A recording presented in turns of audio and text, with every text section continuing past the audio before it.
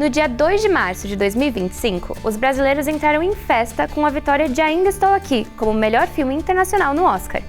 Mas a história do Brasil no evento não é recente, e as produções nacionais marcam presença no Oscar desde a década de 1960. Relembre agora os filmes brasileiros que participaram da maior premiação do cinema mundial. Kiss of the Spider-Woman. O Beijo da Mulher-Aranha marcou a história do cinema.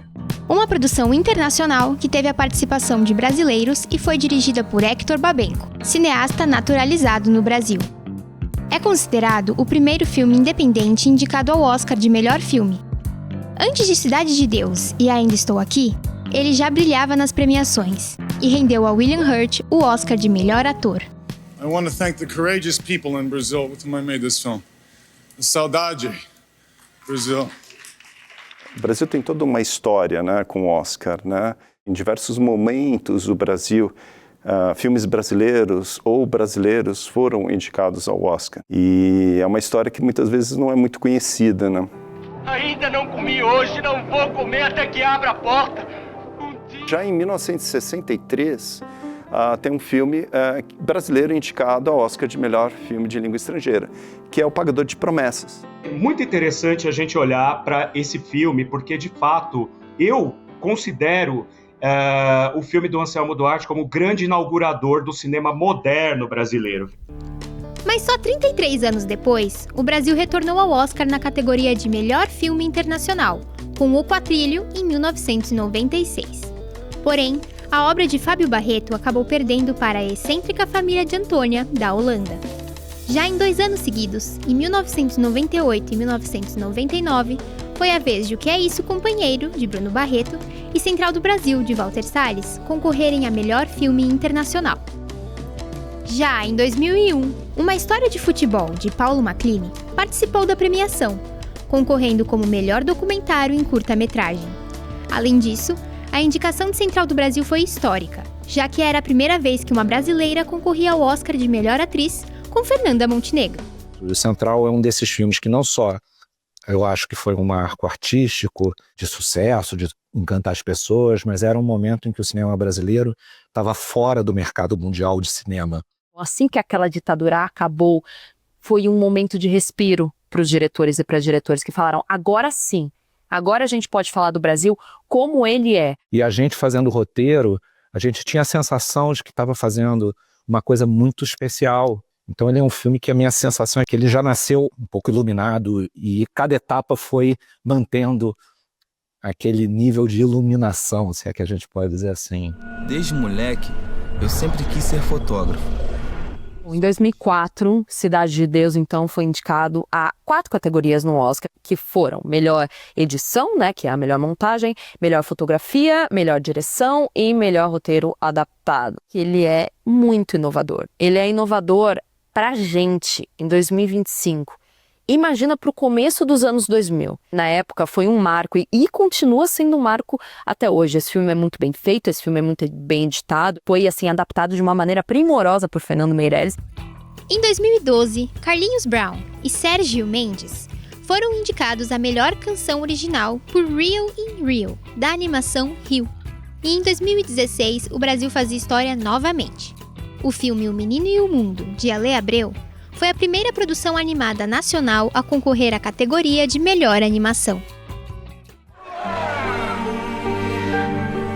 Parecia um grande passo para a nossa democracia.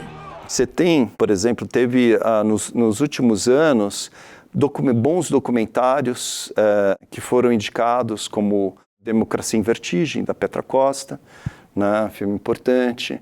Editar esse filme foi um desafio gigantesco, né? A gente é uma equipe grande e a quantidade de material de arquivo é absurda. Uma equipe que não parava de trazer material para a ilha de edição, porque a história do Brasil estava acontecendo junto com a história do filme. Eu acho que Democracia em Vertigem foi muito importante para o contexto social, político brasileiro, principalmente naquela época. Para mim, esse é um dos melhores documentários dos anos recentes brasileiros.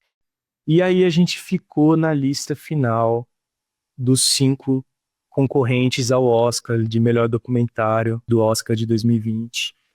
E foi um sonho, porque era um sonho que eu nunca tive, mas aí vamos viver o sonho. I'm still here, Brasil! Coube à atriz Penélope Cruz abrir um envelope e anunciar o Oscar para o Brasil, o primeiro da nossa história. Nunca uma produção brasileira tinha ganho essa premiação, né? E além do fato do filme ter sido indicado não só a filme estrangeiro, mas ter sido indicado a melhor filme e melhor atriz.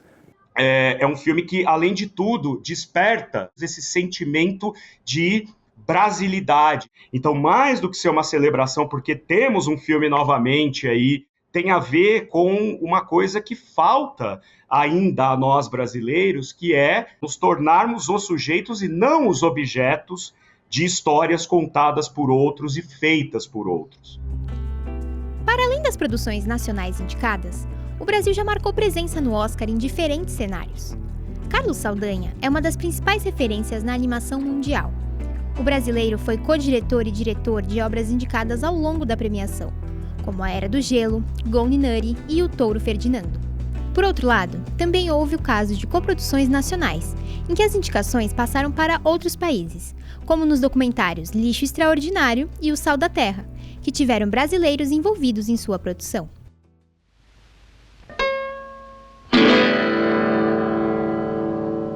Mágico?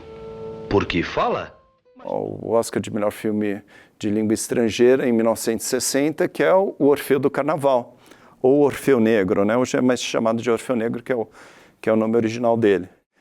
Ele é baseado numa peça do Tom Jobim e do Vinícius de Moraes, né? Então ele era muito brasileiro, assim. O Marcel Camus, cineasta francês, era apaixonado pelo Brasil. Só que o filme é considerado francês, apesar de ser falado em português, né, com todo um elenco brasileiro. And the Oscar goes to Parasite.